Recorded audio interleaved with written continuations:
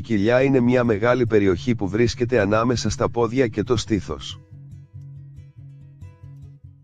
Κάθε πόνος αισθητός σε αυτή την περιοχή μπορεί να προκαλείται από διάφορους λόγους, που σε ορισμένες περιπτώσεις μπορεί να αποδειχθεί ότι είναι καλοήθης, αλλά σε άλλες περιπτώσεις μπορεί ακόμα και να απειλήσουν την υγεία σας.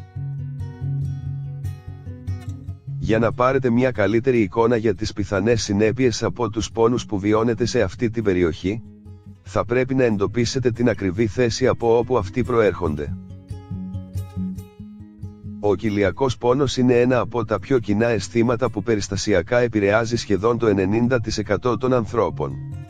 Μερικές φορές, φοβόμαστε από την ένταση του, αλλά η ένταση του πόνου και μόνο δεν σημαίνει ότι η αιτία του είναι σοβαρή και το αντίστροφο. Ήπιος, αλλά μακροπρόθεσμος πόνος μπορεί να υποδεικνύει μια χρόνια ασθένεια, η οποία πρέπει να θεραπευτεί. Αν έχετε πόνο στην κοιλιακή χώρα, σε οποιοδήποτε μέρος της κοιλιάς σας, ο οποίος διαρκεί περισσότερο από 2 εβδομάδες, θα πρέπει να συμβουλευτείτε το γιατρό σας αμέσως, έτσι ώστε να μπορεί να εξαλείψετε την πιθανότητα μιας πιο σοβαρής διάγνωσης. Ένας λόγος για να επισκεφτείτε άμεσα στο γιατρό είναι το μόνιμο φούσκωμα, το επίμονος εμετός, η παρουσία αίματος στα κόπρανα σας. Λαμβάνοντας υπόψη τη μεγάλη περιοχή του σώματος που καταλαμβάνει το στομάχι, είναι σημαντικό να εντοπίσετε ακριβώς το μέρος όπου νιώθετε πόνο, έτσι ώστε ο λόγος για την εμφάνιση του να μπορεί να προσδιοριστεί με μεγαλύτερη ευκολία.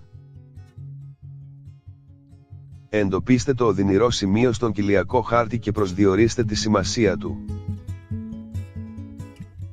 Χάρτης.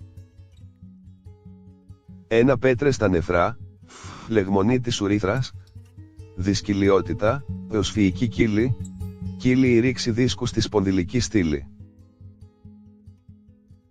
2. Παγκρεατίτιδα, πρώιμο στάδιο της σκολικοειδίτιδας, φλεγμονή της σκολικοειδούς απόφυσης, έλκος στομάχου, μεγάλη φλεγμονή του εντέρου, μικρή φλεγμονή του εντέρου, η νόσος του Crohn, τοπική εντερίτιδα, φαλοκύλη.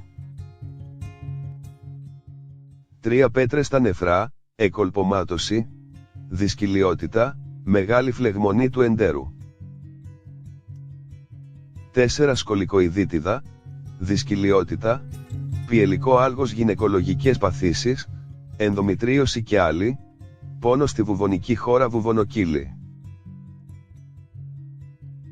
5. Φλεγμονή της ουρήθρας, σκολικοειδίτιδα, μεγάλη φλεγμονή του εντέρου, πιελικό άλγος, γυναικολογικές παθήσεις, εκολπομάτωση. 6. Κολπομάτωση, πιελικό άλγος, γυναικολογικές παθήσεις, πόνο στη βουβονική χώρα, βουβονοκύλη. 7. Λιγότερο σοβαρές διαταραχές. Σημασίες. Α. Χολόλιθη, εκοστομάχου, φλεγμονή του παγκρέατος, παγκρεατίτιδα. Β. Έλκος στομάχου, γαστρικό όξι, κακή πέψη, παγκρεατίτιδα, πέτρες στη χολή, επιγάστρια κύλη, κύλη πάνω από τον ομφαλό. Γ. Έλκος στομάχου, έλκος δωδεκαδάκτυλου, απόφραξη χολιδόχου πόρου, παγκρεατίτιδα.